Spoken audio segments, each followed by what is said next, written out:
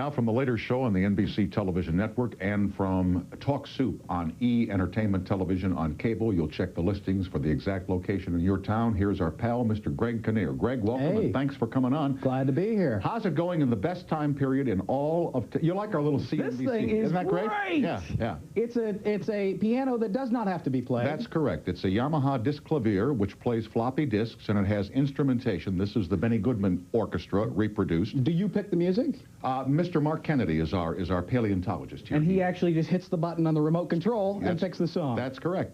Oh, that's beautiful. Thank you. We appreciate it. We don't have one of those on my show, I'll tell you that right now, Tom. Well, you've got big stuff over there. Yeah, 1:35 in the morning, huge stuff.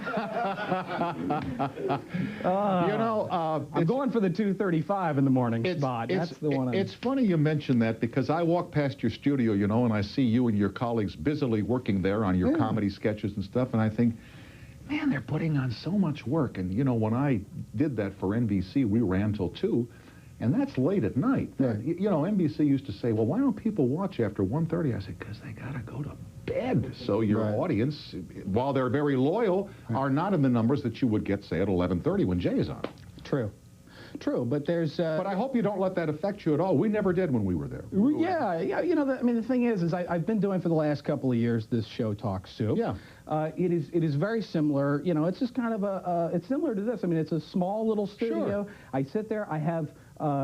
it's me and a cameraman who's usually thumbing through the sports page. Oh, I know the feeling, yeah. And it's me just kind of setting up a few highlights from talk shows, and that's been kind of, you know, that's what I've been doing for the last couple of years. So when I, you know, had this opportunity at NBC, they were open to suggestions in terms of how I did the show, and they were open to the idea of me trying something new. And one thing that I had never done and was always very curious about was working in a live studio format. So it seemed like a good spot. At 1:35 in the morning, is it the most appropriate thing to be doing? Coming out with the audience? I don't know. What's the difference? It's what you wanted to do, pal, and if you can make it a hit, it will fly. That's true. I wouldn't worry about that. But let me ask you about Talk Soup. Okay. Talk Soup is in the news these days. Yeah. And I don't want to say things that aren't true, but I've heard that some of the shows have pulled back their permissions to Talk Soup because they feel that the clips are presented in a less than complimentary light by the host on the program. Right. Is that fair? Yeah, that's you fair. Know, and I mean, the bottom line is, you know, we have. I mean, there's shows. I mean, you can be a little bit sarcastic, young man. You know that. Oh, it does pop up every now and then. I'll give you that. But you know, let me say that there have been 4 shows since we started the program 2.5 years ago that were on at one point that have now pulled off their clips. There have been a number of reasons varying reasons for each of the different scenarios in which they pulled the clips.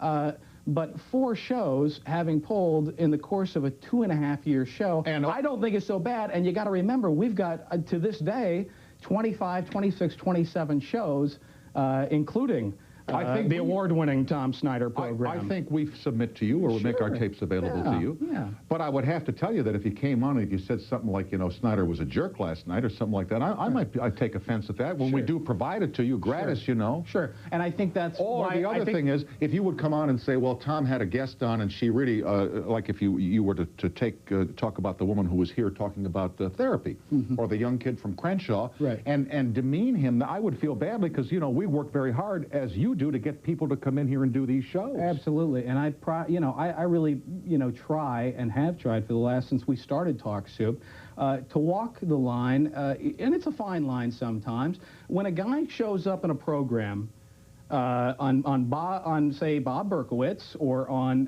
Montel or Sally, Geraldo, whoever. Well, Geraldo's one of the ones that pulled off. But if the guy shows up and he's dressed in a woman's dress, and he's up there talking about how he likes to shave his legs and come on the program, and he's making a complete fool in the process of becoming a transsexual, forgive me, I feel like that is probably some area to have some fun with. If you look at the shows in their context, for the most part, the hosts themselves have fun with the material as well. Well, and they certainly do tend to exploit those people who come on with sometimes, I will say, deranged mental expectations of life. Sure. Yeah. By the same token, this story that you had on before, that we were just looking at moments ago about the salad dressing, that is a great story. This is a nice kid. This is a great sort of human triumph story. I don't think that anybody.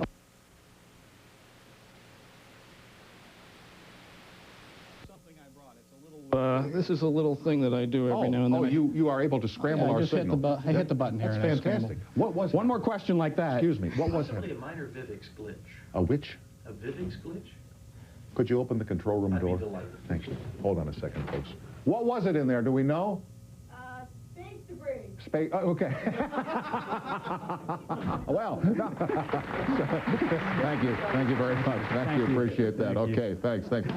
So, like, have you kind of toned it down now? I noticed in the press that you're kind of like getting sorry. Yeah, no, look, everything's as far as I'm, concerned. I'm doing the same show that I've always done. For some people, it's going to be for some people. It's not going to be for other people.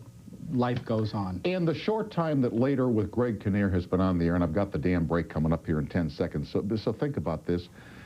What have been the highlights for you so far? And the other thing I'd like to know is, how is doing that program different from what you thought it would be before you started it? Like, this is something that I never thought would happen, this cable thing, and, in your case. We'll be right back after these announcements. This is CNBC. This program is sponsored by AT&T. We help put your world within reach. That other long-distance company says they have proof they'll save your business big money over AT&T on international calls. But cut through their proof and you may not be so positive. You see, they're not comparing similar calling plans, and they give you an extra discount on only 2 numbers, while AT&T gives you an extra discount on a whole country. So next time they show you proof of big savings, remember, there are holes in their argument. For the whole story, call us. Let AT&T work for you.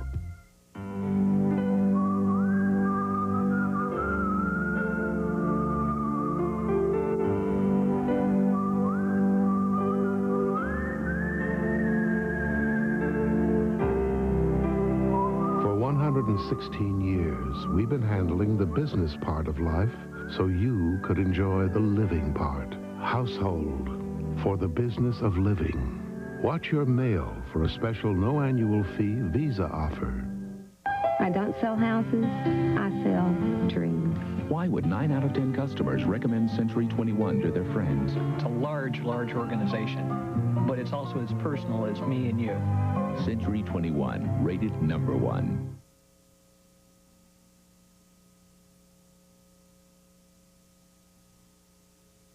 Where's your green room?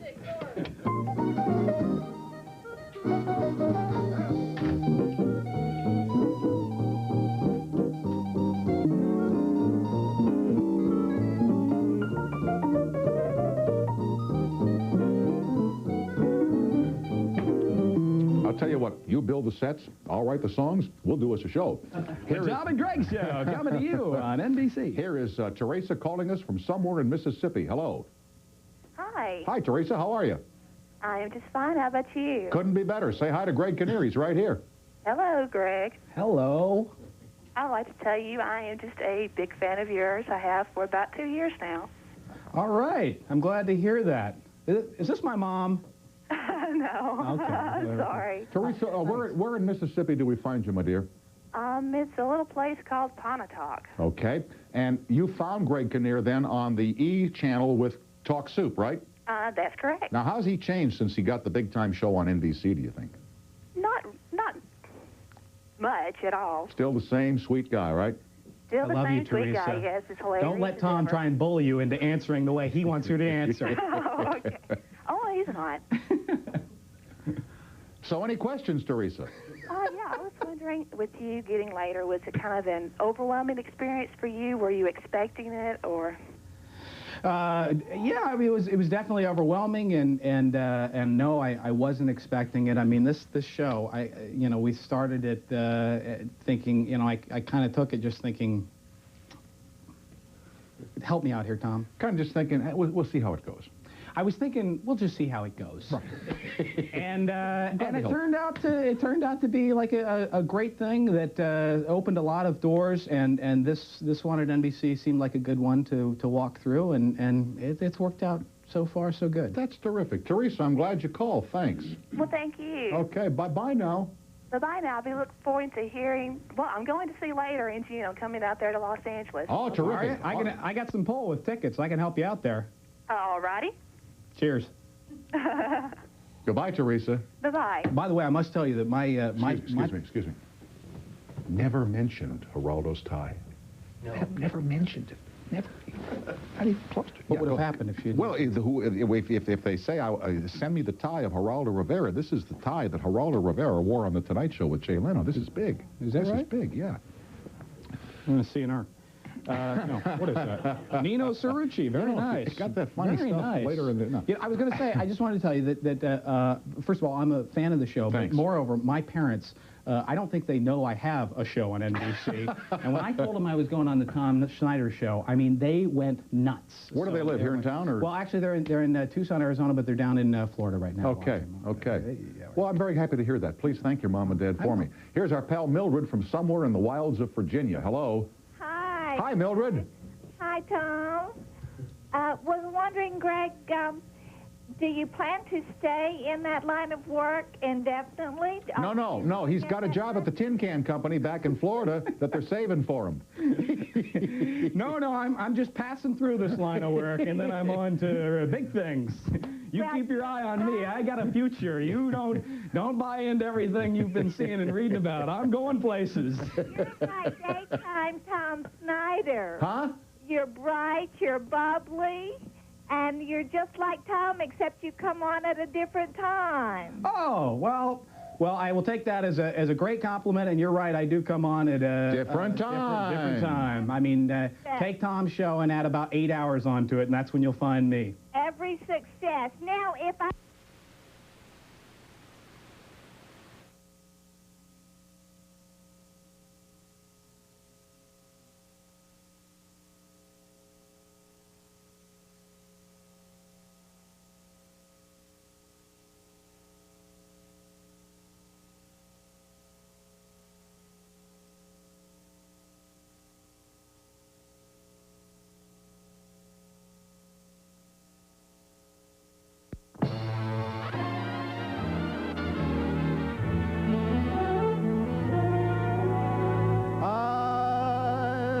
Got the world on a string, sitting on a rainbow.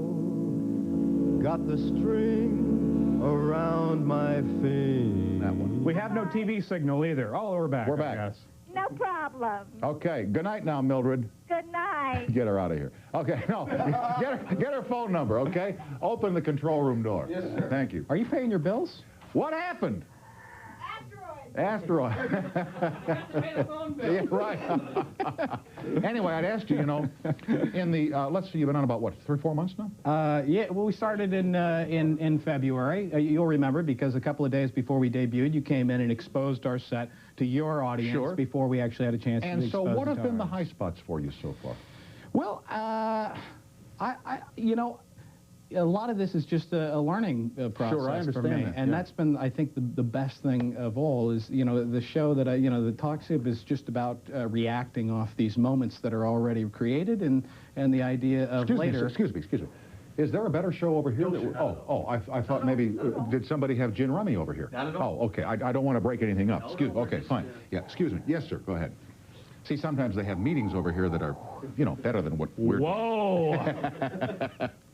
Sorry, Mr. Snyder. I don't know. I feel like I'm back in the principal's office now. Who got in trouble? No, you're in no trouble. It's just that there was a meeting going on. They were talking over there. Yeah, that's right. Could you pay attention? Yeah.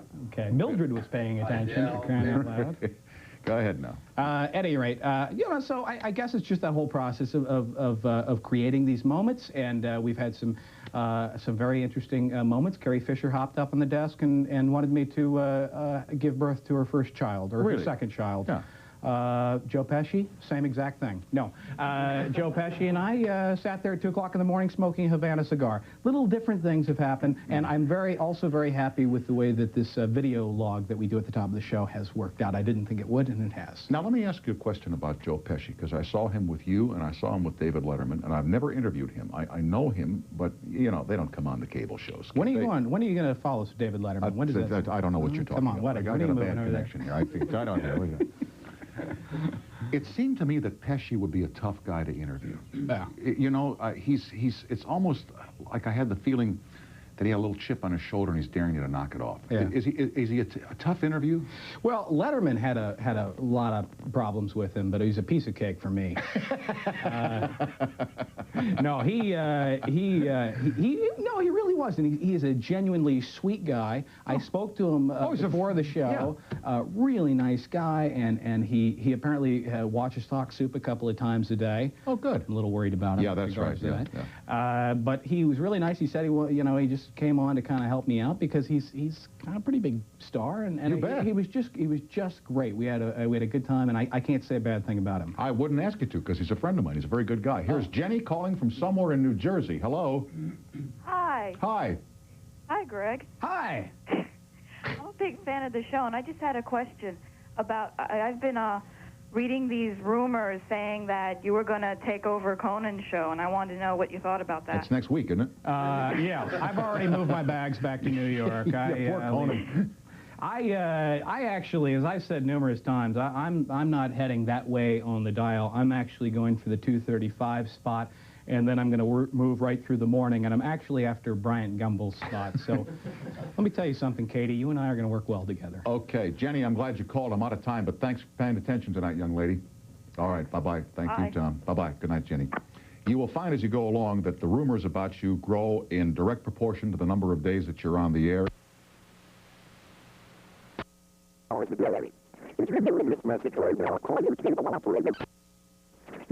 My finger, lucky me, can't you see I'm in love?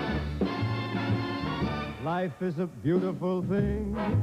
It was great to be here, and I hope you'll have me on countless times in the future. We shall indeed. Stay tuned now for See you on CBS. Okay, get out of here. Stay tuned for Berkowitz and Real Personal. I'm T.S. in Southern California. Sweet dreams, and thanks for watching, everybody. Here's looking at you, kid.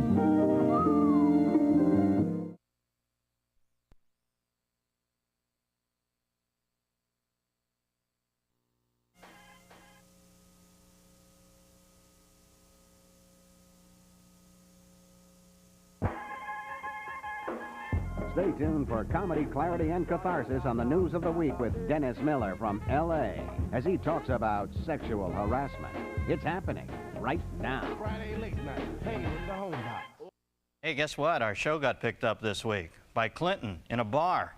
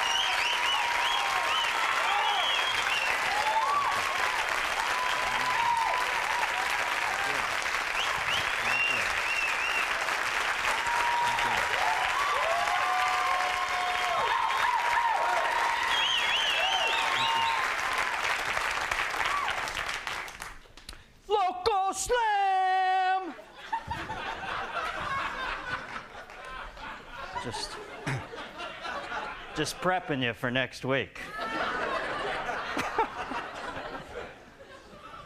All right, let's see who fed it and who ate it this week.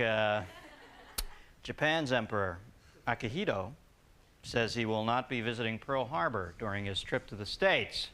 But U.S. officials still say they are not ruling out the possibility of a surprise visit. So,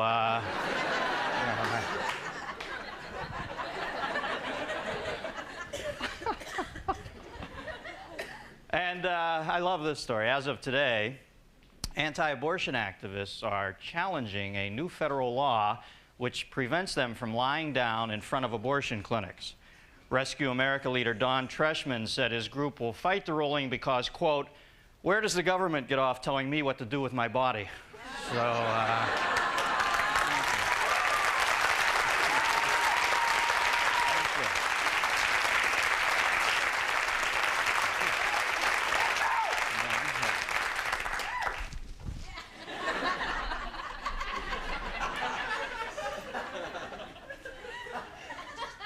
and here's something from our brave new world fowl. 100 Los Angeles students this week attended the first gay and lesbian prom sponsored by a school district. Tough call on prom queen, huh? Yeah.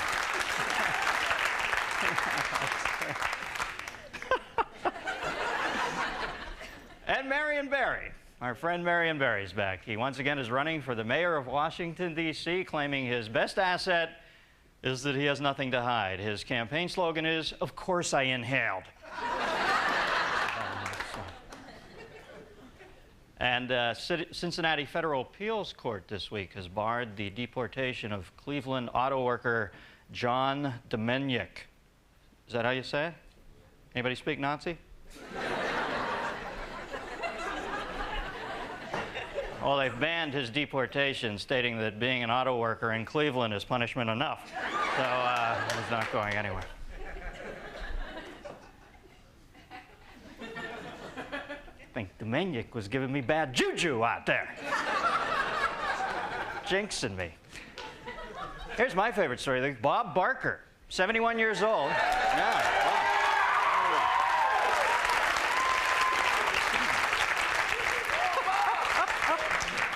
Yeah, 71 years old, evidently had an affair with Diane, the blonde model on The Price is Right. I might be out on a limb here, but I always thought Diane showed the best refrigerator. But if you're talking dune buggy, Holly. Sure, Holly. Bobby, 71, still doing it. Remember, folks, have your host spayed or neutered.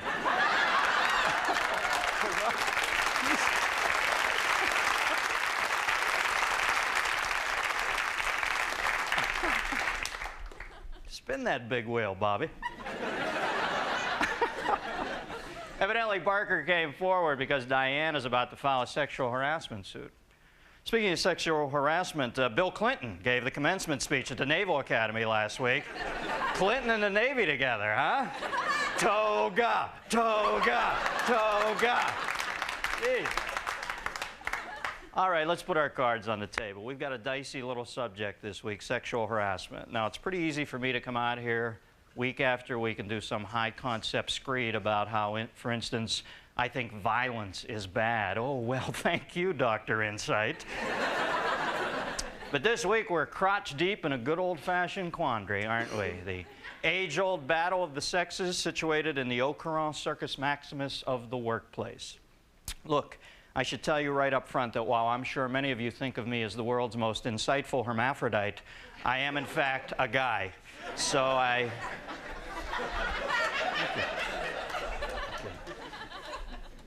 So I have to confess that my first thoughts on this issue were, well, it can't be all that bad, can it? Certainly a lot of these cases have to be trumped up, don't they? But then I flashed on the fact that much of what goes through my head is shot through the dick prism. You know... I don't want to get off on a rant here, but What do I really know about what it's like to have some fat, foul-breathed, ham-handed boss leaning over your shoulder while you type or laying his hands on your waist while you fax something? I have no idea about how it feels to have some leering, pawing, needy coworker breathing down your cleavage while you try to keep the best job available in a small town without much opportunity so that you can put your kids in clothes without the help of a deadbeat ex-husband. That has got to be brutal. So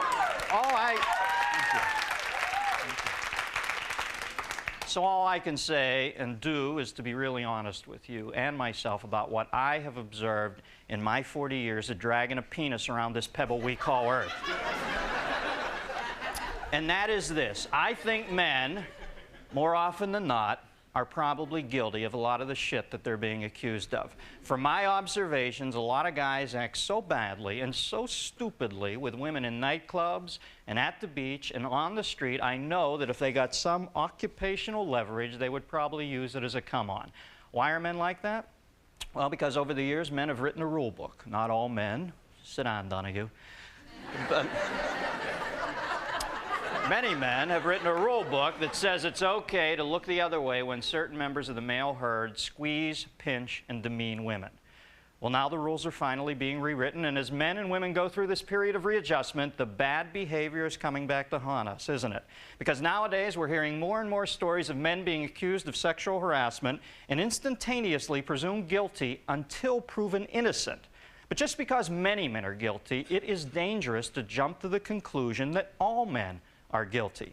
All right, now that we understand our game, let's introduce tonight's duelist, Jones versus Clinton in the Board of Education building. Do I think something happened between them? I most certainly do. He's a powerful man who also happens to be a 10th degree horn dog. And you know something? I think most of you will agree, once you get beyond all this faux patriotic rebop about besmirching the presidency with tawdry accusations, the fact is Bill Clinton probably achieved emeritus status in the Players Club while governor of the state of Arkansas. There is too much rumor, too much innuendo, and just enough evidence. Bottom line, folks, where there's smoke, there's friction. You know, Stephanopoulos must be feeling like the guy that Louis B. Mayer assigned to accompany Errol Flynn around town.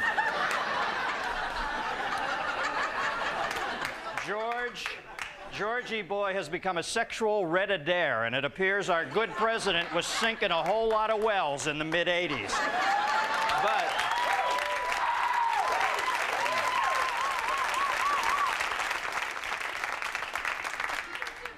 having said that, do I think he sexually harassed Paula Jones, though?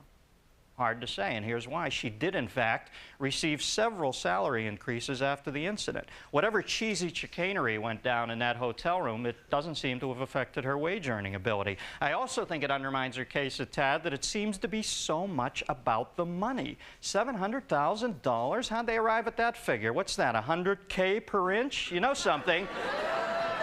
There's a fair to middling chance that old PJ is a big-haired opportunist propped up by small-minded, politically thwarted enemies of the president. Now, having said that the sexual harassment charge might be specious, do I think that Paula Jones might have been compromised by the clumsy, sophomoric sexual advances of a presumptuous Huey not-so-long type lording his power over a backwoods empire?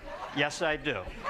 Do I think that Paula Jones could have been embarrassed by the highest elected official in her state doing a lurch impression with his dockers down around his ankles? Yes, I do. But I would say this to Paula Jones. The next time a man drops his chinos in front of you, look him in the eye and say, "Listen, you silly son of a bitch. Pull your pants up and start thinking with your big head for a change, okay, pal?" Look. Nobody wants to make light of the serious crime against women that men commit far too often, but isn't that what frivolous complaints like Paula Jones are doing?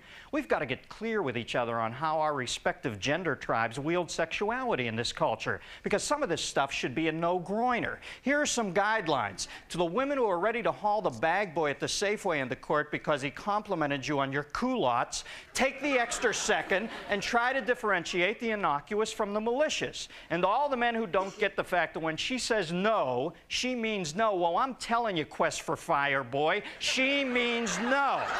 Okay?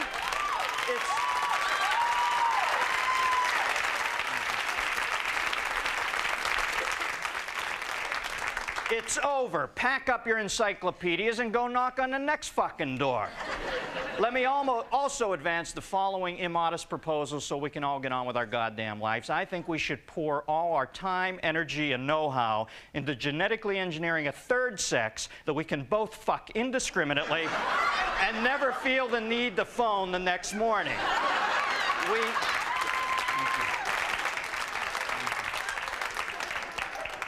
We could call them receptacants. And they would heal the world. And while this solution might appear silly, it's no sillier than what we're doing now, which is a tentative sexual two-step in which neither partner wants to lead, neither partner wants to follow, and everybody's feet are getting stepped on. Of course, that's just my opinion. I could be wrong. All right.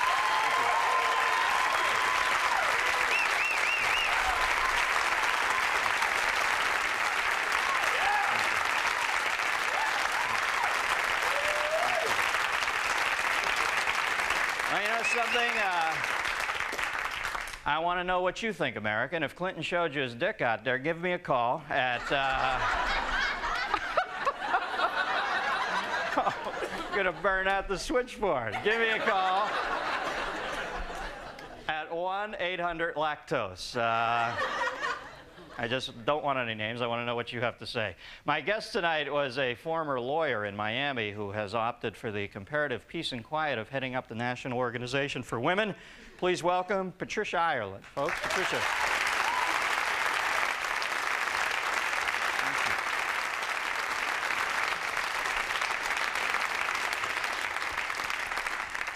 Hi, Patricia. How are you tonight? I'm fine, Dennis. How are you doing? Pretty well, thank you. I'm glad to finally get to talk with you. Oh, well, nice to talk to you, too. I want to ask you, Paula Jones is getting the kind of support from feminists on this issue that Serpico got from his fellow cops. Why is that? What, Well, Dennis, I think that we've already shown that sexual harassment trumps politics, and we're feminists first. We showed that with Bob Packwood. But as Ellen Goodman said, you don't have to check your skepticism at the door of feminism any more than you have to check your bra. And I think there's plenty of reasons to be skeptical. I started out a lot less skeptical, but you know, when Paula Jones first told her story at the Conservative Political Action Committee, it really was not couched as a sexual harassment complaint. And each time the story gets told, and now finally it's filed in court as if, in fact, it's a workplace issue. I think it's more likely to be an issue of, well, some sort of a traditional misuse of power. If you look at Edwin Edwards, who's governor of Louisiana, for instance, who was following that same kind of tradition of womanizing and calling himself the Silver Zipper. And when he ran in the last election, he ran against former Klansman David Duke. Even after Anita Hill, he still thought it was a funny thing to say he and David Duke were both wizards under the sheets. And I think we got something of, you know, we got a president who goes in front of the White House press corps, even after Jennifer Flowers, after Paula Jones, and still is talking about the AstroTurf in his pickup truck, as if this is some sort of a credential, some sort of, you know, I do have power, it is an aphrodisiac. And I think that that's a different issue than the workplace harassment that is a very serious problem. I think that the treating sexual privilege as a kind of benefit of power is also a problem, but it's a different nature. Okay, having said that, you are 52%, you guys, on that side of the ledger. Bill Clinton's in. When are you guys going to start congealing the power and knocking some of these guys out of office? Why is there so much, you know, disparity in your camp? What's happening there? Well, I think that is a good question, because part of our strategy for ending sexual harassment is to get more of us in positions of power. I think it's long past time that we should stop begging for power from men who are in office and start replacing them. Until we have more women in the Senate, more women in the governor's mansions, we're not going to have a woman president. And until we have more women in the corporate boardrooms and in all the positions of power, we're going to still have these problems. But part of the difficulty is that as we try to approach positions of power, some men are threatened. I mean, if you've had 200 years where you held power in that very narrow range of hands, the hands of old, rich, white, able-bodied, and apparently straight men, and now you've got all these women, all these people of color who want to come in and take a share of the power, sometimes you fight back by harassment, of various sorts. I can remember when Jerry Ferrara was named to the ticket with Walter Mondale, and I was very moved by that. And the very next morning out in San Francisco, buttons showed up on the convention floor that said Fritz and Tits. And I had to listen to a taxi driver coming back from dinner one night at the Democratic Convention who regaled us with jokes like, what'll happen if we elect Walter Mondale to the presidency? We'll have 3 boobs in the White House. Ha, ha, ha. Wow, you were in Travis Bickle's cab. Well, it must have been. We amused him all the way back to the hotel by telling every anti-male joke we could think of, like, grow your own dope, plant a man. Hey, you know, forget about 200 years. Most men can hold power in their hand for 4.5 minutes nowadays. We've got a phone call for you. Okay. Line 2, it's Tammy from Bakersfield, California. Go ahead, Tammy. Tammy. Hi, Miss Ireland. Hi, Tammy. Hi, Mr. Miller. Hi, how are you? I'm fine. Miss Ireland, I was wondering, does it offend you when people call you a radical feminist, or does it make you proud? Well, I've always enjoyed the definition of feminism that said it was the radical notion that women are people. So I guess I take it as a compliment. Wow. This is... pretty radical. Go!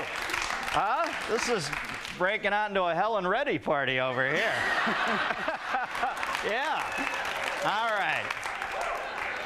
We got another call. Scott from Tony, Orlando, Florida. Go ahead, Scott. Yeah, Dennis, first of all, I just wanted to tell you how great your show is. Thanks, man. I hope people appreciate it. What's your question, baby? I wanted to ask, you know, it seems like this sexual harassment thing really picked up with Judge Thomas and Anita Hill. I wanted to know how both of you felt about that, if you thought, you know, that he was harassing her, or what the story was behind that. What's your take there? Well, I think that most people in the country, especially over the year or so since that hearing, or 2 years, have really gained more support or a greater belief in what Anita Hill had to say. I think that when we saw that testimony in front of the Senate Judiciary Committee and heard all the witnesses, and in fact heard a lot of rumors about evidence that was not brought forward before the committee, I really did make a conclusion in my mind that those were pretty credible charges of sexual harassment against him. I thought it was a very serious matter, but there were lots of other reasons we were already opposing him for confirmation to the court. You know what the most beautiful irony of those testimonies were, is that his chief character witness, or the guy who came in to essentially decimate Anita Hill. Remember that guy? I can't remember his name, but he was just such a overbearing bore. He had an ego that filled all of Washington. It was and like on the out to vacuum West farm Coast. mold for men, man. He just did the cause so much harm. Well, listen, we are running a little short on time. I want to thank you for coming on tonight, Miss Ireland, or Mrs. Ireland, I'm sorry. You may call me Patricia. Okay, Patricia. And it's nice to talk to you. Good to talk to you, Dennis. Take care of yourself. Good night. All right, bye-bye.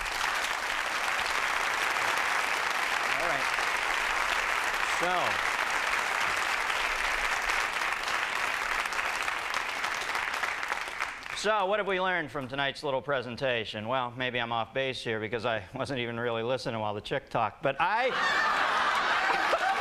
a joke! It's a joke!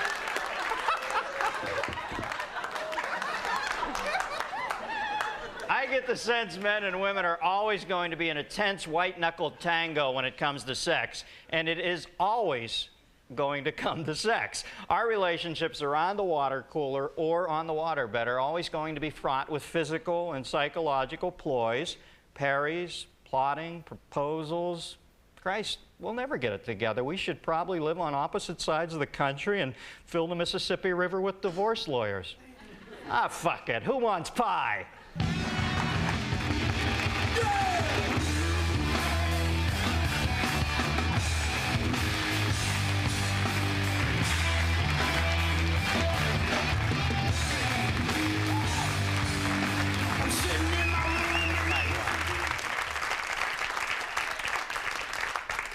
Where's my little wifey? Hi, baby. I love you. Well, I mentioned at the beginning of the show, but it is in fact true, our first 6 shows are over, but we have been picked up for the fall season here on HBO, and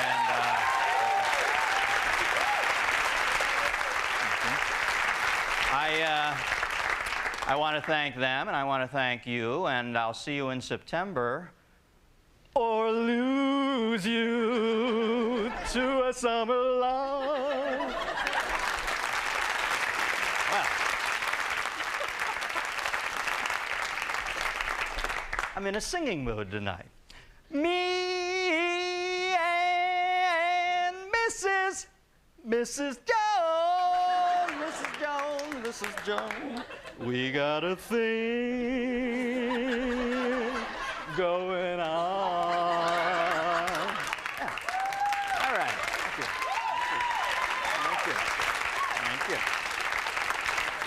Thank you. I would have been in better voice, but Ike beat me up in the dressing room before the show.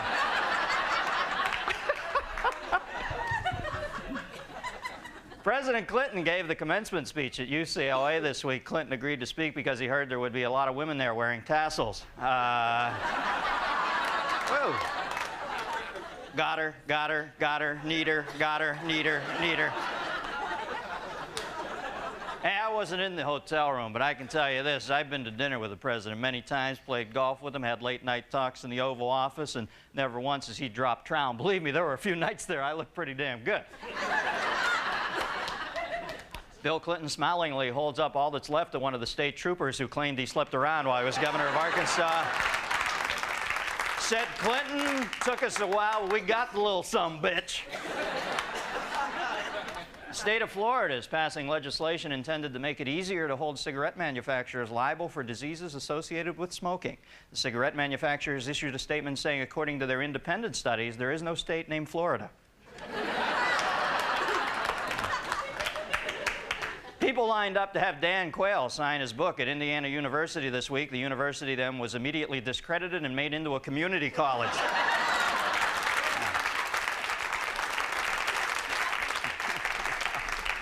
At commencement exercises at Colby College this week, George Bush told graduating seniors in Italian what they could do with their pukey little hopes and dreams. And let me say that Ron Lewis is the lowest form of vermin ever to run for public. What? Oh, for him. Let me say that Ron Lewis is the finest American I've ever known.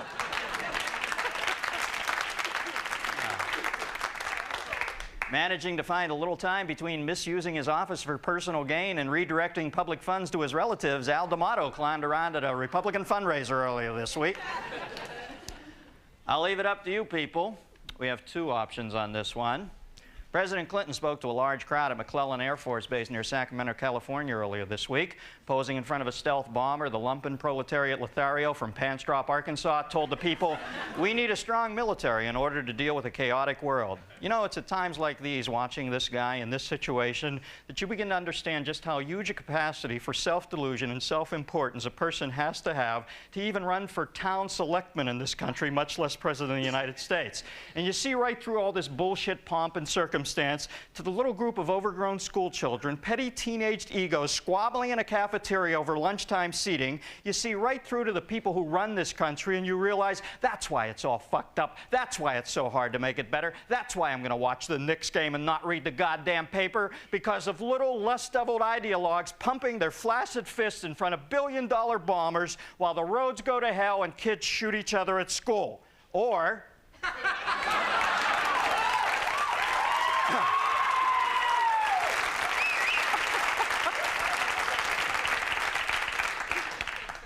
I'm Batman.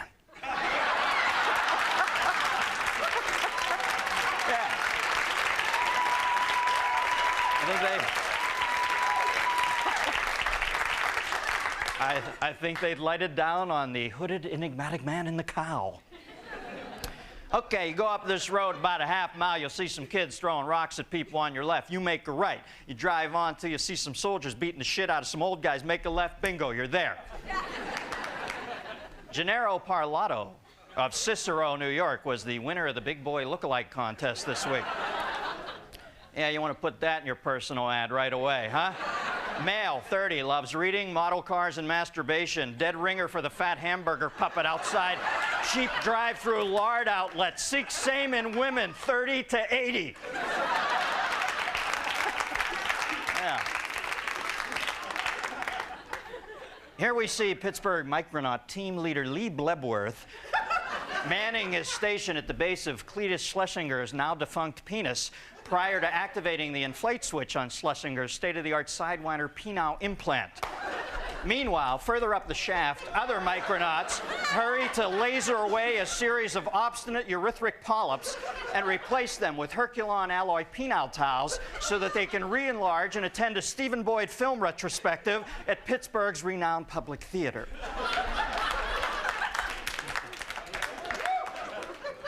Los Angeles Dodgers finally paid off Darryl Strawberry and sent him packing this week. Yeah.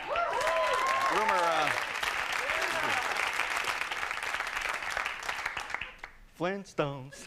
Rumor has it Darryl may go to the Yankees. Oh yeah, you want to get him on the same team as Steve Howe, huh? Yeah, Mr. Nitro, meet Mr. Glycerin. Here's a vault of money for each of you to spend in the city that never sleeps. Play ball, boys. Yeah. All right, good. Barbra Streisand was forced to cancel the California leg of her tour.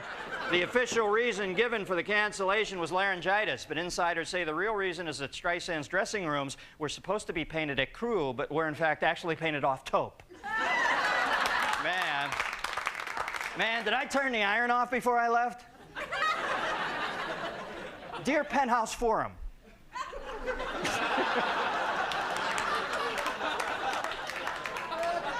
No, I am not happy with the fucking mini suite. And finally, Michael Bolton played in a charity baseball game in Knoxville, Tennessee this week where he unveiled his new song called the National Anthem. Guess what, folks? That's the news. I'm out of here.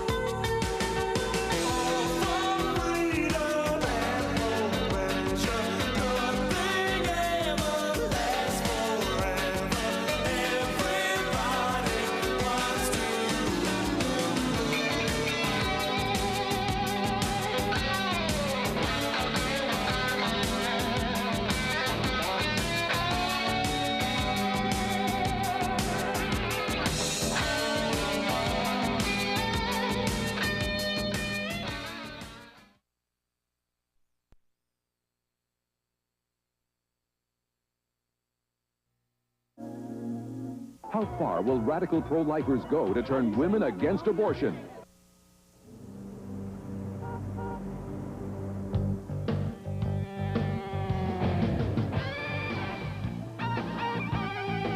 Tonight, it's Tom Snyder.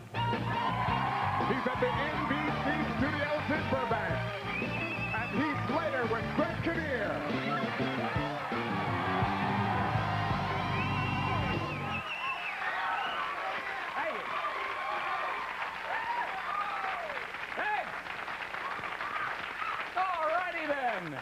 Like sands through the hourglass, this is Later. Welcome, one and all. Great show for you tonight. I can see you're in a good mood.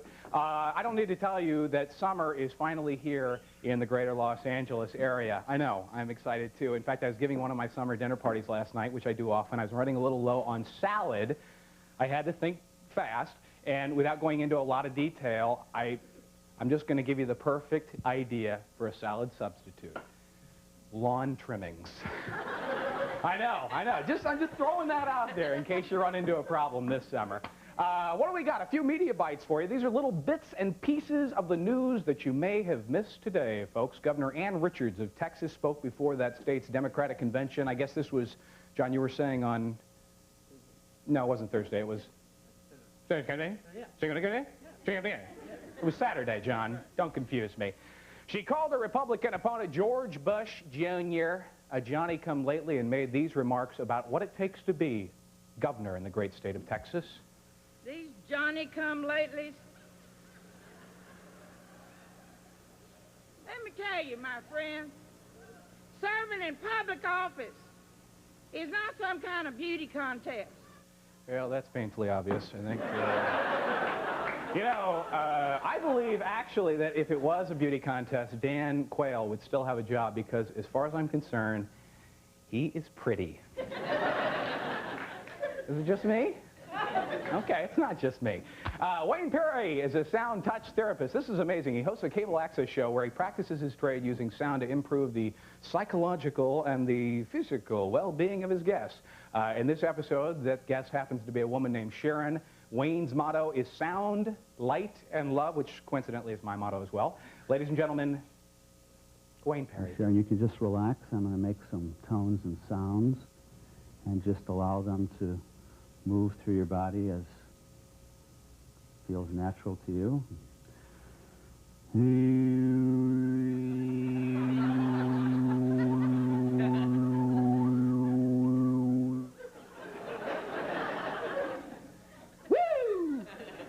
Wayne, apparently, I know, it's beautiful, isn't it? He's changing his motto from sound, light, and love to sound, light, and goofy noises that drive you nuts. And apparently when his show isn't in production, he moonlights as a bug zapper. So, Donald Trump announced on Friday that he's going to be opening a theme park in Bridgeport, Connecticut. He's taken an area of that city known as Pleasant Beach and will rename it, not surprisingly, Trump Park. Here's Mr. Trump now commenting on his new business venture. Take a look at this. I'm coming to Bridgeport, and I'm putting my name on Bridgeport, and frankly, that's a very big step for me. It's also a big step forward for Bridgeport, a city known more for its murder rate and financial problems. So why did the Donalds pick Bridgeport? I know the East Coast up and down like my left hand. Yes, indeed, Donald Trump. Some of the attractions at the new theme park will include Marla Maple's Small World of Shoes, Bankruptcy Mountain, and the Trump Trouble of Love, or Trump Tubble, the Tubble Trump. How far is that door for me right now? The Trump Tubble of Love, where you enter with your wife, but you come out with one of the stars of the Will Rogers Follies. Thank you. Thanks.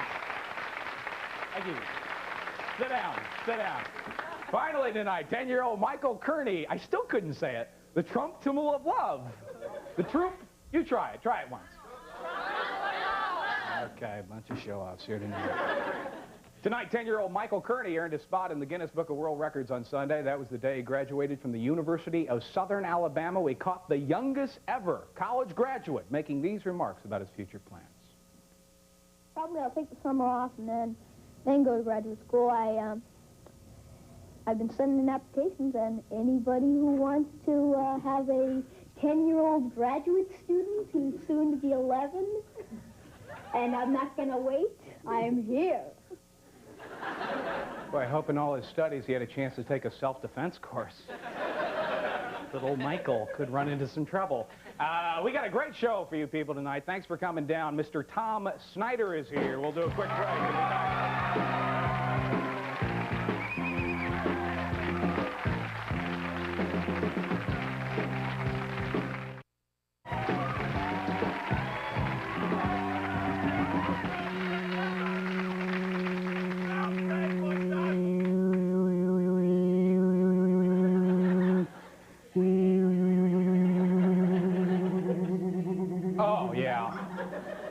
We're back. You're watching later, or as I refer to it, the Tunk Nubble of Tuv. What can I tell you, folks? My guest tonight, my only guest tonight, as it turns out, is a multiple Emmy Award winner who hosts his own show on CNBC. He hosted NBC's Tomorrow Show for 8 solid, successful years, which is probably why I feel so close to him, because I've hosted this show for, what, about 8 minutes. Ladies and gentlemen, Tom Snyder.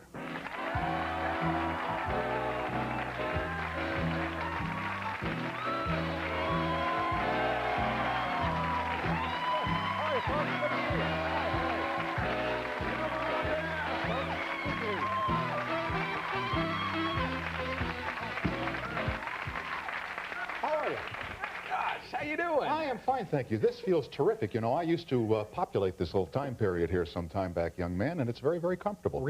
Thank you for asking me. Were you on at this late of the hour? We ran from 1 to 2 a.m. Yep. Really? Sure. I thought it was always 12:30 to 1:30. No. In the initial go back in '73, we started at 1 o'clock in the morning, and about 4 years into the mission, you know how the management gets. They get very nervous when the ratings start to drop off. And I can tell you that at 1:30 in the morning on the Tomorrow Show, I don't know about your situation, but there was... No one does, I can say. I didn't want to say. But like the number of homes using television across America at 1:30 in the morning would drop markedly. And we would have meetings that would go on for days and days and days as to why this was happening. You know, we got to put more in the bottom half of the show. We got to spike it up. We got to bring in the dancing girls. I finally said, geez, they're going to bed. They've got to get up in the morning, as well, you know. And they couldn't figure it out. So it's a battle I cannot win, is what you're telling me. No, it's a battle you can't lose, because whoever is out there, you will have. Whoever is watching in college dormitories and in prisons, and I'm sure you've heard this. No. Those who aren't watching the Floby infomercial. Yeah.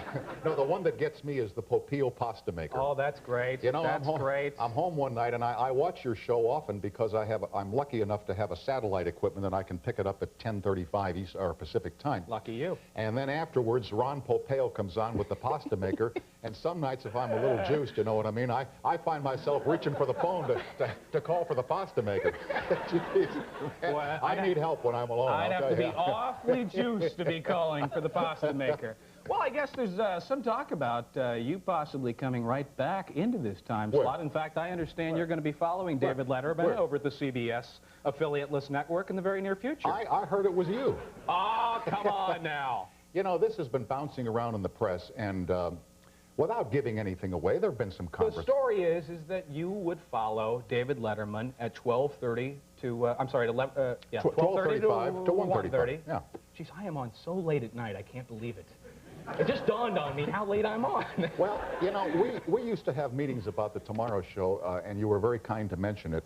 This is the best time period in the world, by the way. I like it. You know, 1 to 2 o'clock in the morning is a great time period. Can't lose. You know, you get the drinkers and the thinkers. Sure. And back in the 70s, we got the smokers and the jokers, you know. You could almost hear it in Studio 6A in Manhattan, you know. Wow. You know, that nationwide suck. Hey, what's old Tom doing out there? It was unbelievable. But this is a great audience. They're terribly loyal. They're very forgiving. And damn, they pay attention. They really do. They're good folk. So do I. I pay very close attention. That's why I'm not going to let you dodge the question about CBS at 12:30. Oh. What's going on there? Are you moving over there? Sorry, I didn't catch that. Look, I work for NBC and CNBC, and without taking anything away from my friendship for David Letterman and the people who work over there, I'm an NBC guy. I used to do the news in this very studio 24 years ago. This was NBC News West Coast. Was it in Stage 5? Yes, sir. Oh, my and God. Tom Brokaw read the news in this studio, and Brian Gumbel did the sports in this studio, and I did the news in this studio. And I've always been an NBC guy. I get a thrill out of driving through the arches here and seeing the Peacock, and I get a kick out of going to 30 Rock at NBC and working there in the RCA building. I don't care if they call it the GE building. You know, what are they going to do, take the Tomorrow Show off the air? I mean, really. But I have great reverence for NBC, and I would like very much for this relationship to continue. That I can tell you. Well, that's nice to hear, because I think you guys do a great show over there, and I would imagine that you'd like to continue doing that, because I know you have a great group of people that you work with. I love working for the cable company. And you know, the funny thing is... Me too. You know, you go to CBS, you're on UHF. But anyway, what did he say? What did he say? What does he know? You just blew your big shot, I think. Hey, listen. I've learned that I don't work for the management. I work for these folks here, and so do you. And when they decide we're out of here, guess what? We're out of here. And as long as they love you and me to some degree, we will be here. I like the sound of that. Let's talk about the Tomorrow Show, which was, you did it for, ran for 8 years. 8.5 to be precise, but that's okay. 8 years is You're going to start nitpicking with me for crying out loud. Why was the show considered so controversial? In its time, it did things that had not been done on television before. The things that you now see, and I'm not taking anything away from talk shows that are on the air in the daytime right now, but we were at nudist camps, and we were doing group marriages, and we were doing transsexuals and all that stuff back in the 70s, before there were any other late-night programs, before there was People magazine, before there was Sally and Oprah and Phil Donahue and Geraldo Rivera. And Richard Bay. So we, well before Richard Bay. And we did that, and then, don't forget, we were children of the 70s, and we ran into Watergate. And we did Watergate. We had everybody involved in Watergate with the exception of Richard Nixon, the special prosecutor, Jaworski, Segretti was on the show, Colson was on the show, Agnew was on the show, Mitchell, Margaret Mitchell, and that was controversy in the 70s. That was tough stuff. Right. And America paid very good attention to it because it involved our Constitution and our country. We had the pleasure of sitting back and looking at some of the great highlights of that show. In fact, we have a little scene right now of you. Yeah, this is a scene with you and John Lennon, circa 1975. Oh, check my hair, folks. Bored doing what you did? Because it was going on, it was not going anywhere, you know. We'd stop touring, and we'd just sort of say, time to make an album, you know, go in the studio, and the same four of us would be looking at each other and playing the same licks. And those silly haircuts, yeah. Those silly haircuts that you have now. He's notice he's got his now. Jeez.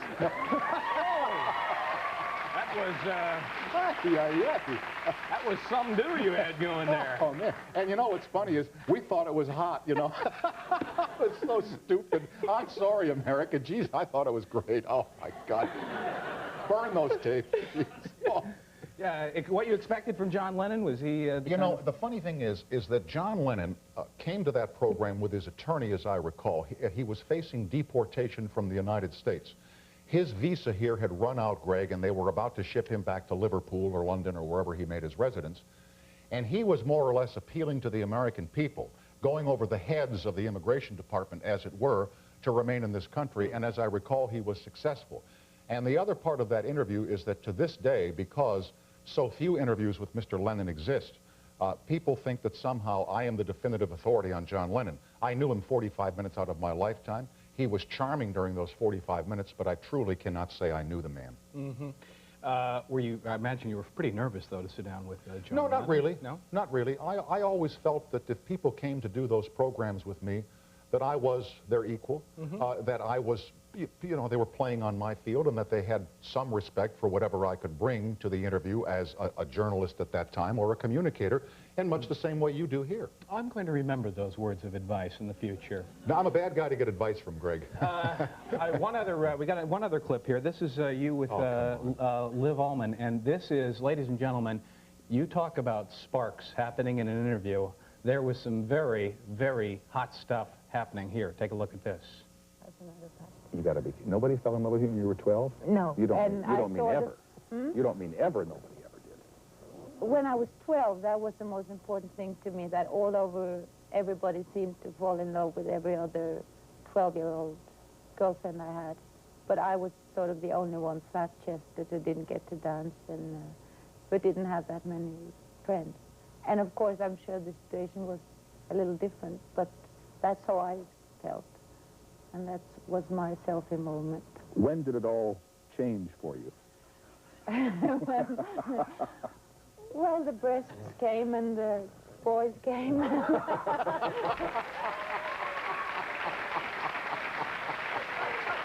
it, Morris. Why were they shooting it like a soap opera? Don't forget, this was, believe me, the soap operas took from us. You're going back here more than 20 years, my friend. And I had a wonderful director who, to this day, works in town here in Los Angeles named Joel Tater.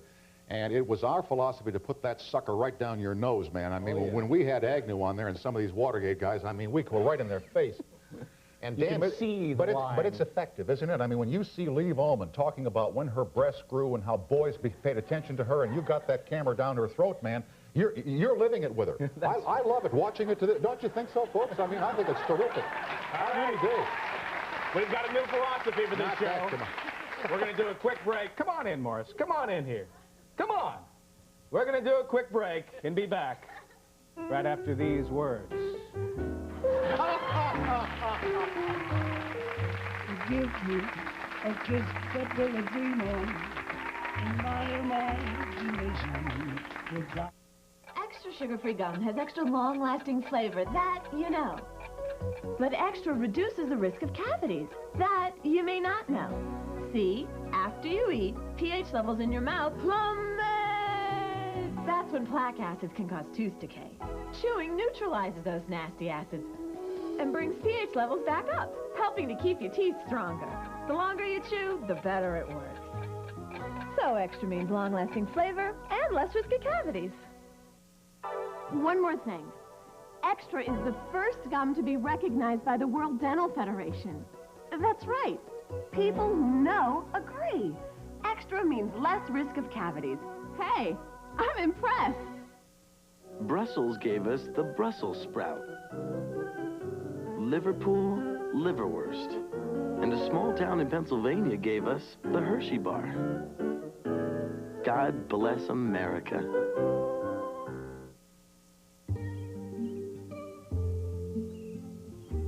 My darling Colette, I meant to stop by last night, but I couldn't. The hill's too steep.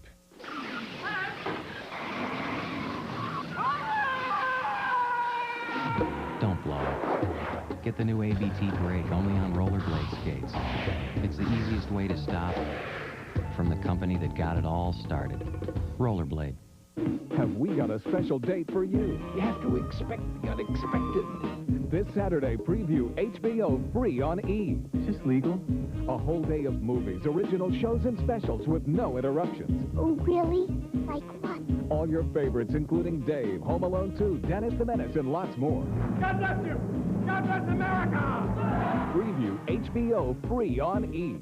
All day this Saturday, only on E, the entertainment authority. Yes! I'm alone. Yes, indeed. We are back with Tom Snyder here in our later studios, number 5, in which you, as you said earlier, we're doing news here. You know, one night we were in here doing the news, and there is a famous actress who at the time was married to Andy Williams, beautiful woman, whose name I can't remember just right this second, but I'm sure if I weren't on television. Ann? No. Lucy? No. Cassie? It will come to me as I go along here. Paula. No, don't do this. I'm sorry. I'm done. Greg, you're really messing me up here, guy. I got to tell you. Anyway, do we have a winner in the audience? Claudine Longet is correct. Thank you, ladies and gentlemen. $5 silver and 2 tickets to next week's performance. She walked in the studio in the middle of the sports report, and everything stopped. The sports report stopped. She was so stunning and so striking that she literally stopped the television studio. One of the only time I've ever seen that happen in 40-some years of broadcasting. What do you think of local news right now? It has become a bit, as they say, tabloidy. You know, Greg, I was on the way in here tonight, and they're reporting the Channel 4 news at KNBC right across the hall here. Did it go something like this? Good evening, everybody. Rain, rain, go away. Come on back some other day. That's what many Southland residents were saying today when 1/8 of an inch pelted rain in just 10 hours of... Thank you. That's my ode to our friend. Well, tonight's big story in the news is the killer disease that eats your flesh. Oh, yeah! Jeez. Folks, lighten up, for God's sake. You know, Greg, none of us are getting out of this world alive. You know that. But here you are. Here a guy's come home after a long day, and he and the family are sitting down, you know, to have the dinner or whatever they want to have, and a guy comes on TV and he says, the killer disease that eats your flesh is, hey, Ma, killer disease going to eat our flesh. I mean, it's, you know, like the other night... Hot dogs are going to kill you. Eat a hot dog, you're going to die. It's going to be terrible. Yeah. Margarine, killer margarine. I mean, every 5 minutes it's something that, you know, like I say, funny thing about death, Greg, it's going around. But how do you compete in the news business? I guess they have to do that. I don't. I know you don't. But I guess in the news game, and you were there before, don't you have to kind of push the envelope in order to get them to tune in and draw them into the tent? I mean, you know, I truly am a dinosaur when it comes to the news because I think that if you go out and do a job of covering the news properly and doing it in a way that makes it interesting for viewers to watch, I have the feeling, geez, they watch CNN, don't they? Yes, they watch the Persian Gulf War. They certainly watched the D-Day stuff that came back from Normandy was spectacular. But the problem is that when you don't have events like that every day, you have great pressures to create ratings, and that leads to stunting, and that leads to, I don't mean to pontificate, but it leads to the news becoming something other than the news. I mean, I knew that I was in trouble when I worked in New York for a local station. And I was asked to go out and do stand-ups around town, repeating information that the guy who did the 6 o'clock news had done, I was to do for 11. I said, but wait a second, Doug Johnson did this at 6 o'clock. Why do I have to do it at 11? It's not news anymore. The producer said, we have to fool the viewer into thinking that you covered the story. The minute that you attempt to fool the viewer, my friend, it's all over. Finished. Quick break. We'll be right back with Tom Snyder and the story of the killing bacteria after this. I know that story. Was it the top story? Yeah.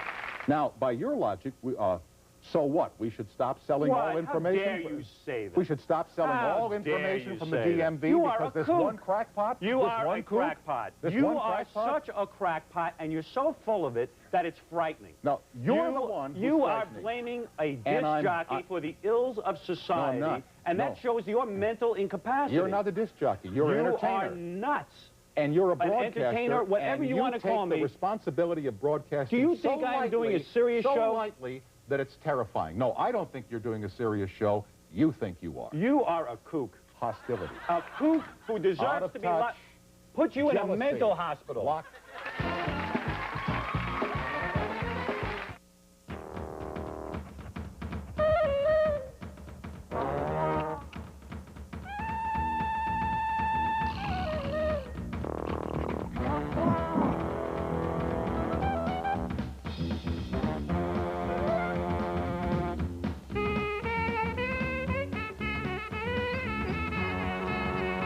Who's that behind those Foster Grants?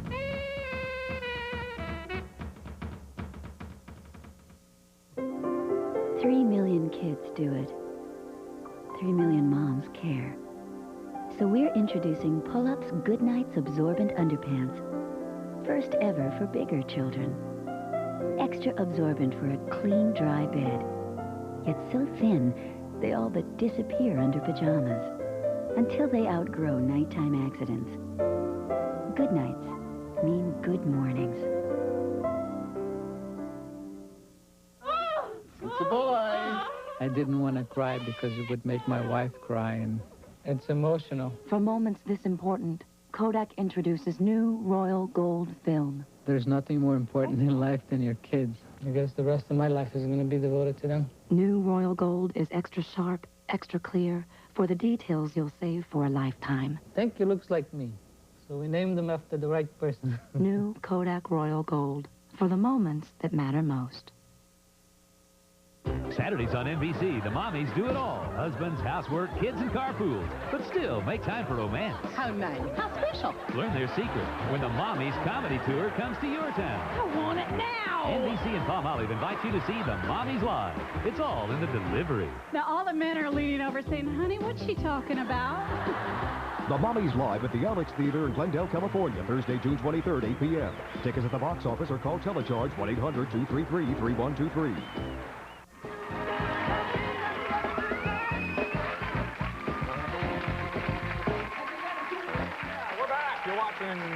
Later, my guest tomorrow night is comedian Louis Anderson. I know you worked with Jeffrey Tambor on the Larry Sanders Show. Oh, terrific guy. Hey now. Hey now. Hey, Kingsley. He was on the show last night. He I saw it. Very good, man. Letter. Oh, yes. He writes Dear Rush, and then he crosses that out and says Tom. What are Marquette's chances this year? Jeff, that's your school, right? Yeah. I hope they're good. We did pretty good this year. We went to the second round of the NCAA tournament.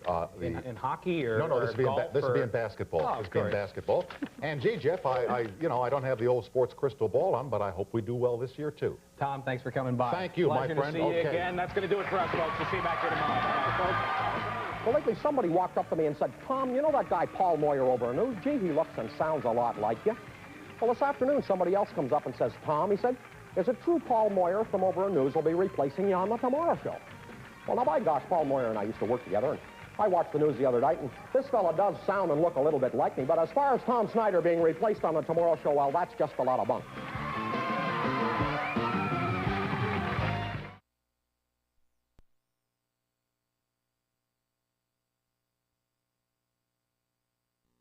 A good friend of mine. Dave! Go away!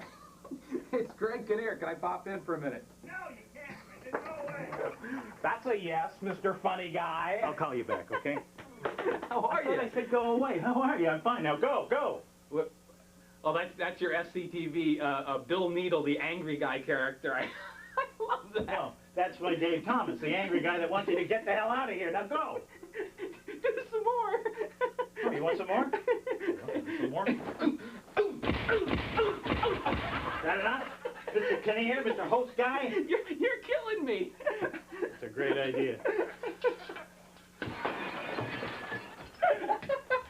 Okay. Let me see if I can keep that stupid giggling head on the fairway. That's great. I love this character. No. little off the green. It's a good shot, though. 200 yards.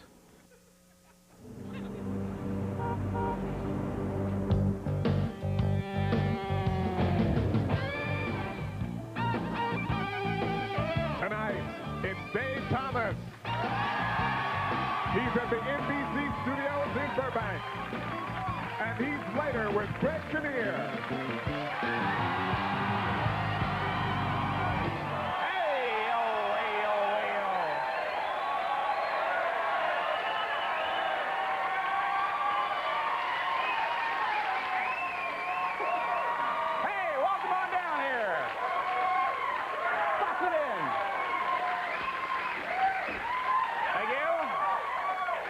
Like the makers of the Flintstones movie, hoping it'll be a big hit so they can greenlight a Scooby-Doo feature film with Christian Slater as Shaggy.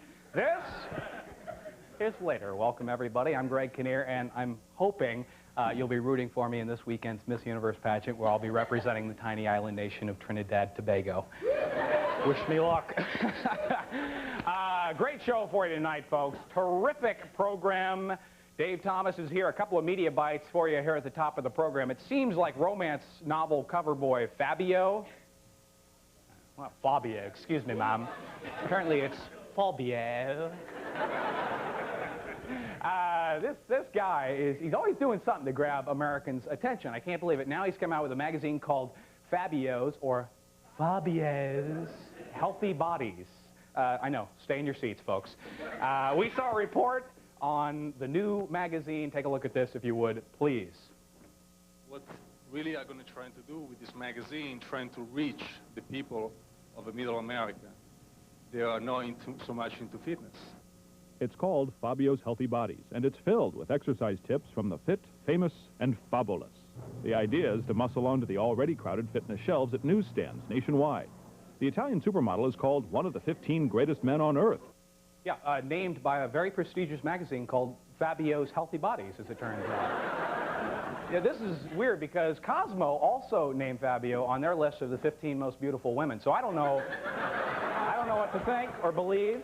I'm confused. Don't sit in your seat, ma'am. Fast food chain Jack in the Box is being sued for millions and millions and millions of dollars by Josephine Cota. Apparently, Miss Cota was using the restroom at one of the restaurants in Norco, California, when she caught somebody watching her. She held a press conference in Riverside, California, and described exactly what happened. I sat on the toilet to use the restroom. I noticed light entering and darkness from my peripheral vision, and then I noticed an eyeball piercing at me through a hole in the door. And I quickly ran up.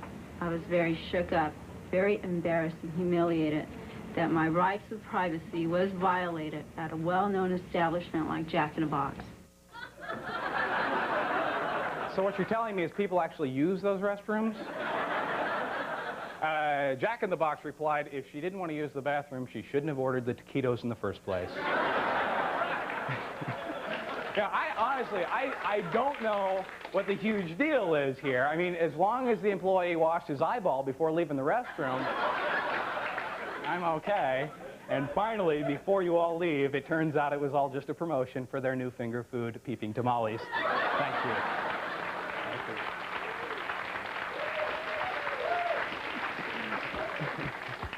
Is the show over yet? The Senate passed a stringent new set of limits on the amount members of Congress may accept from lobbyists. As you'll see in this clip, D.C. restaurant owners and lobbyists are not crazy about the idea. It's going to have an impact, and like I say, all around the Washington area, it's going to be a big impact on the restaurant community. Lobbyists sue registered complaints. I think it's nothing but nonsense. It's almost an insult to the members of Congress to suggest that a member would do something improper because of a $20 lunch or even a $30 or a $50 lunch. Hey, but you tempted with a $60 lunch, you got yourself a congressman thing. Woo! That was a long way to go for that. Finally tonight, congressional hearings were held in Washington yesterday to study the The air that we breathe on airplanes. According to flight attendant Deanne Clark, who testified before the committee, and other frequent flyers, the air we breathe on airlines can make you sick. Airline air can make you sick, according to several flight attendants who voiced a litany of complaints at a congressional hearing. I had tunnel vision, and my eyes felt like they were being pulled out of their sockets. Airline air is not what it used to be. No, I've definitely noticed a difference in the quality of airplane air over the last, several years. And I would love to be breathing air that didn't smell like somebody else had already breathed it. I'm okay with the airplane air. I just like them to come up with airline food that doesn't taste like somebody else had already eaten it. If they can do that. What do we got to do? A quick break here. We got a great show for you tonight. Mr. Dave Thomas is here. We'll be back right after this.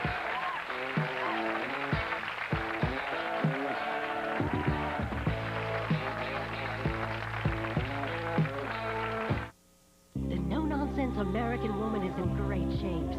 The no-nonsense stunt woman, Cynthia Ellis. The no-nonsense conductor, Joanne Folletta. Revolutionary great shapes. Comfortably trims your tummy, slims your hips, even shapes your thighs. The no-nonsense Red Book editor-in-chief, Ellen Levine. Women who do great things are in great shape. Great shapes. The all-day, everyday body shaper.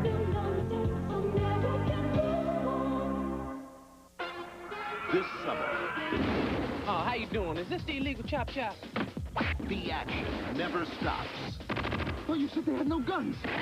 Hey. The excitement. Go! Never ends. And the ride is better than ever. Hold on tight. You're going back to Detroit. Eddie Murphy's Beverly Hills Cop 3. Trust me on this one, okay? Rated R. It's on May 25th everywhere.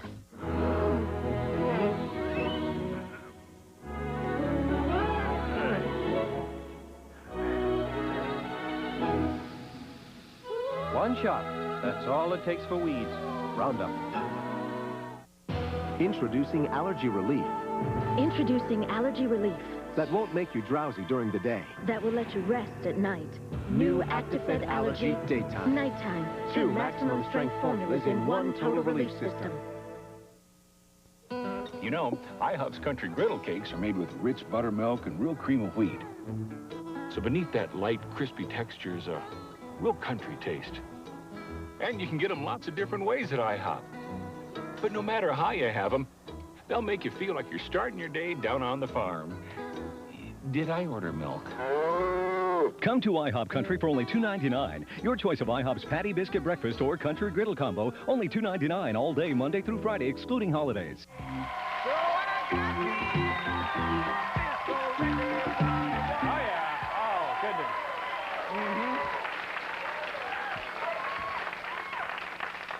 We're back. You're watching Jack in the Box. My guest tonight was one of the stars of the best sketch comedy show of the late 70s and early 80s, Sctv. Won an Emmy Award for writing that series, and he and Rick Moranis brought the McKenzie brothers to the big screen in Strange Brew. He's currently starring in the hit series Grace Under Fire, and I'm hoping he brought me one of those delicious burgers that made Wendy's famous. Ladies and gentlemen, Dave Thomas.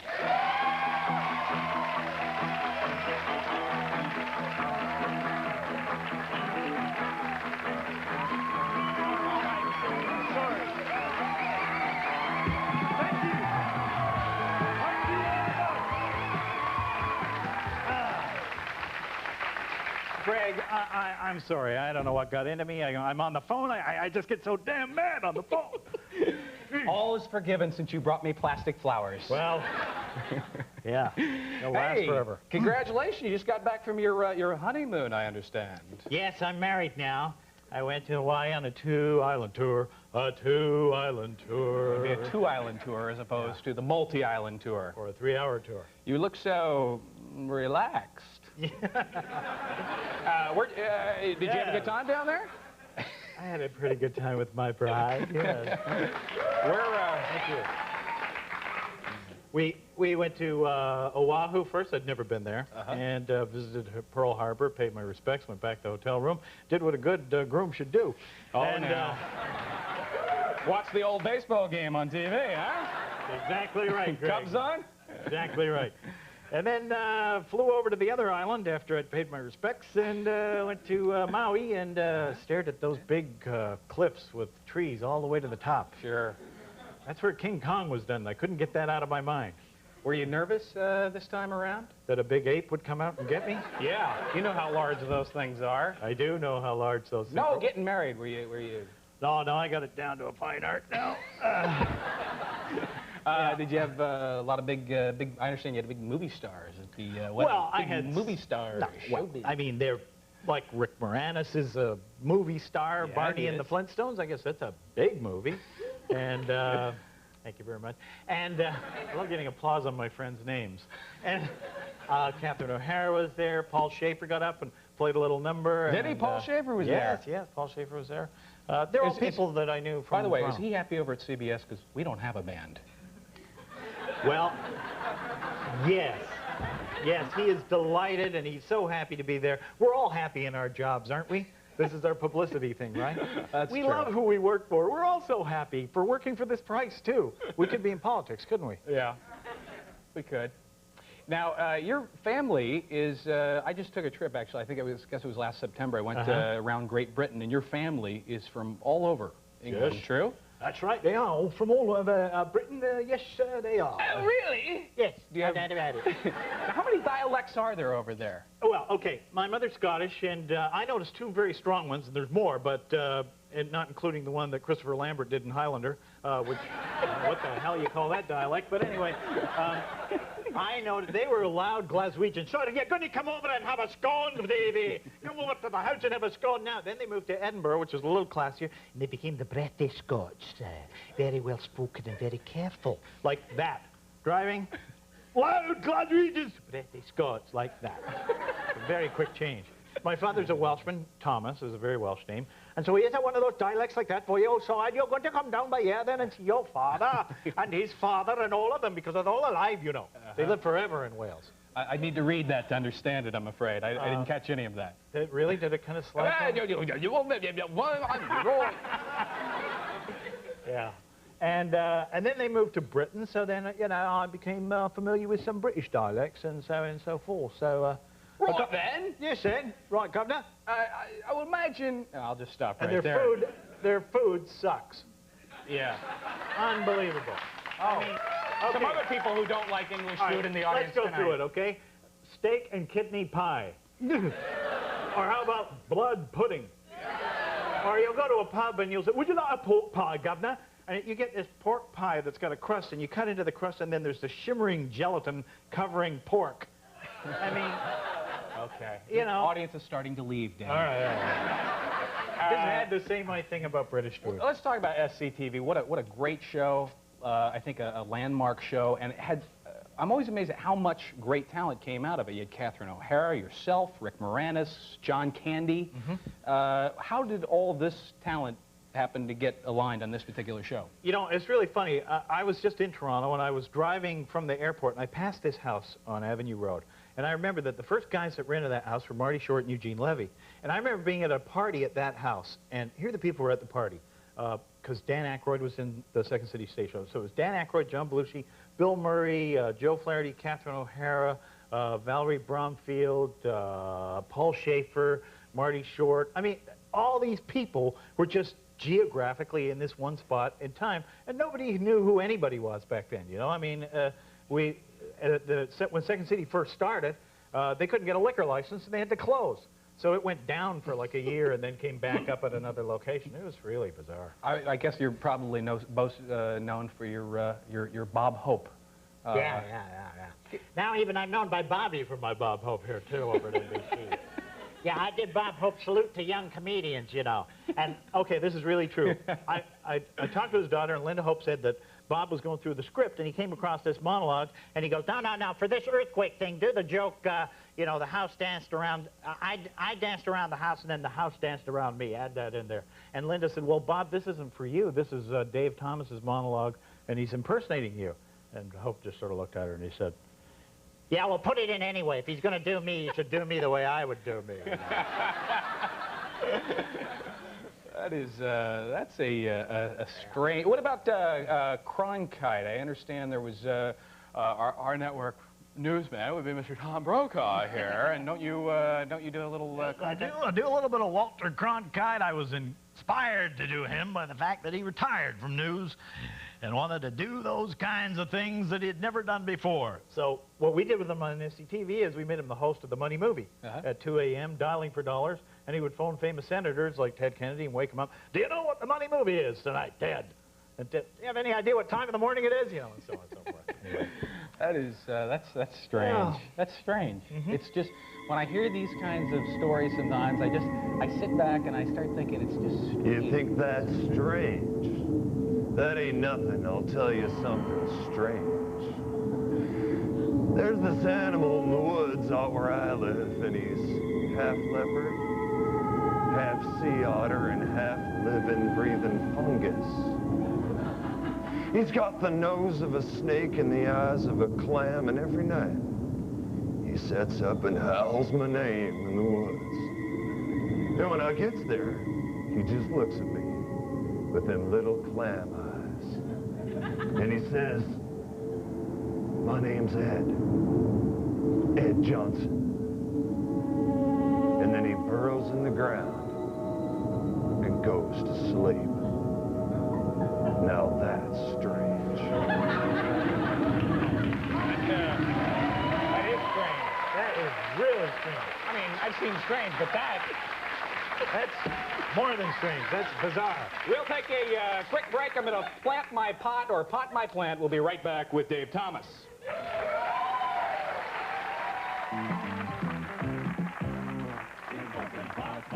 Finding Guys Gold, soon to be a collector's item you'll want in your record library. Remember, I got a hickey. I got a hickey on my shoulder. It's Finding Guys Gold, new from K-Town. I didn't sleep awake all night.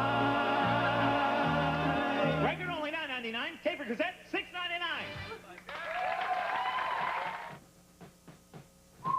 The legendary Trane Climatough compressor, stout heart of Trane air conditioners. In a test like this, engineers have been pushing a Trane compressor to its limits, trying to make it fail. They've been trying and trying for over 20 years. Designed, tested, and manufactured to last. It's hard to stop a train.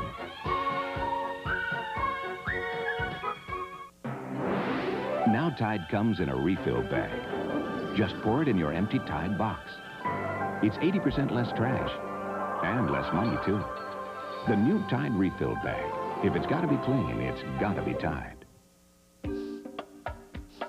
Alan Spindle is one of the many people slowly waking up to the fact that only coast is the eye-opener. What happens when a whitewater rafting adventure goes awry? You'll hear how Alan Alda's trip turned tragic in his HBO movie, White Mile. Then, she made her name as the seductress Emmanuelle. Now, from her home in Belgium, actress Sylvia Crystal tells us what to expect from her next. And in the season finale of Dr. Quinn, Medicine Woman, Jane Seymour is torn between two lovers. But are the two lovers torn between two Janes? Find out on the next Entertainment Tonight. Tomorrow at 7, here on Channel 4. On the next Crusaders, can ordinary citizens change the course of America's deadliest river environment? They're the river keepers, watchdogs of our lakes and streams. When somebody puts toxics into that river, they're stealing from us. The Crusaders joined them and Robert Kennedy Jr. to take on one of the country's most polluted rivers. Then, Sharon Stone's personal crusade to help sexually and physically abused girls. On the Crusaders. Saturday at 7, here on Channel 4.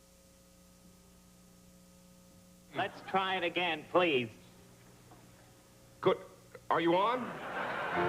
Good King Wenceslas. No, I'm sorry, Lee. No, it's not working. You don't know what I'm up against here. I wouldn't rehearse an actor in Shakespeare the way you people work here. No, I'm sorry. Please, Arson, please. No. It's his fault.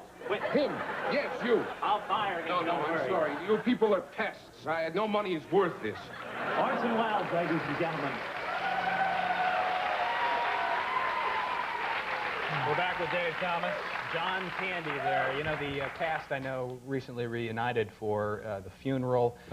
Did you guys worry about his health? I know he was battling the weight through all the, for quite a while, and his father had a weight problem? Well, I think it was more of a heart thing than actually even a weight thing. I'm sure the two aggravate each other, but yeah, I mean, sure, you worry about your friends, but then ultimately I think you just have to accept them as they are and enjoy them while they're here. And nobody ever knows when they're going to go. And, you know, long load through a windshield. See you, Dave. On my way home tonight. You never know. Right. So we were all really sad. But it was kind of sweet because the funeral procession went down the 405, and they closed the 405 for the funeral procession. And I know that Johnny just would have loved that. You know, the biggest freeway in the world shut right down. And I asked them who did it, and they said the cops did. They just said, whose funeral is it? Candy? We'll shut it down. Oh, that's great. There were like motorbikes at every ramp just blocking everybody. It was great. That's great. Tell me about your show, Grace Under Fire. This is a big hit, ABC. Yep. Won the People's Choice Awards. Let's just stop with the plugs right there. Tell me about the show. I played Russell Norton, a pharmacist and a divorcee, and I got a heck of a lot of mileage out of that divorce stuff, boy, I'll tell you. And originally I was a suitor for Brett and Grace, and then it sort of evolved into me going after her sister, and that now the two of us are kind of confidants and compare relationships and dates and things like that. Well, here's a little scene of you actually writing an ad for Brett, who needs a new car. Okay. Take a look at this. Okay, it's a 1972 Pinto wagon, right? Let's call it a classic Ford. What else? It's about 6 miles to the gallon. Low mileage. What else? Well, it smells like a refinery, so what would that be? Factory air? You're catching on fast. Okay, now, have you bought new tires for the car since you got it? Never. Original equipment.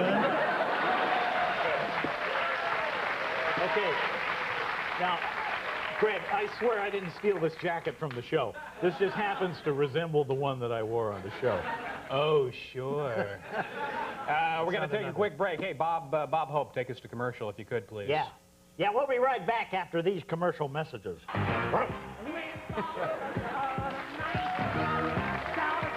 I love this kid. Didn't he used to be my caddy?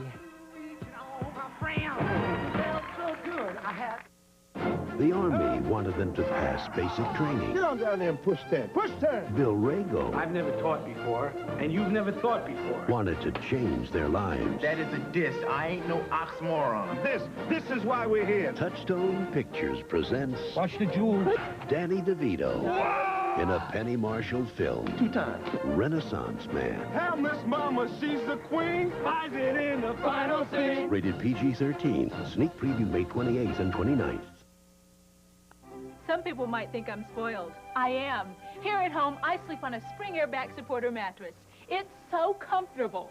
And when I'm on the road, I want the same comfort. That means fine hotels, and that means a back supporter mattress from Spring Air. There are 4 reasons why you should sleep on a back supporter, and I want you to know. So call me now, and I'll send you my free video. When you know the 4 reasons, you'll insist on a back supporter from Spring Air, too. It's my choice. Your burden is great, but your shoulders are strong, for you are the business traveler. You persevere much and endure all with but one request. Just get me a good deal on a rental car. Budget hears the cries of every man. And man, have we got a deal for you. Right now, play Budget Smart Money, the game that pays off every single time. Oh, road warrior, now more than ever, the smart money is on budget. Who offers the lowest possible insurance rates? Based on a report in the LA Times, lower than Farmers, lower than Allstate, lower than Auto Club, and in many cases even lower than State Farm or the lowest possible auto insurance rates and high-quality service. Call 1-800-772-4AIS.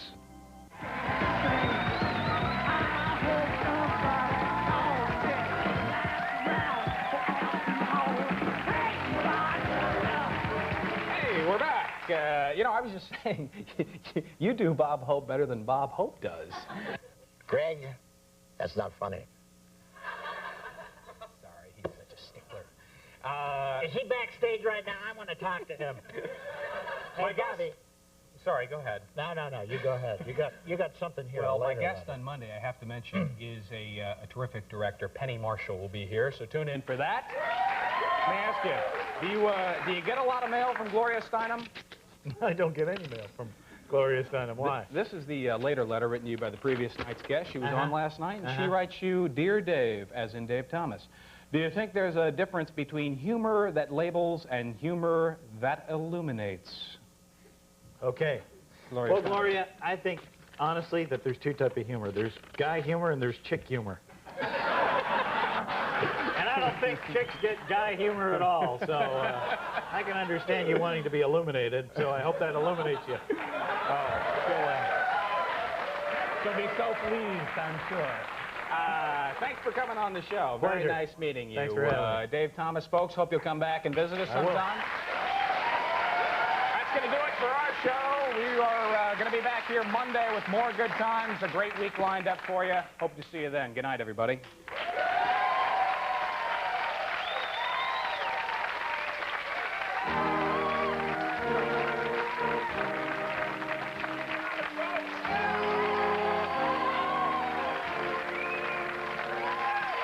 Thank you.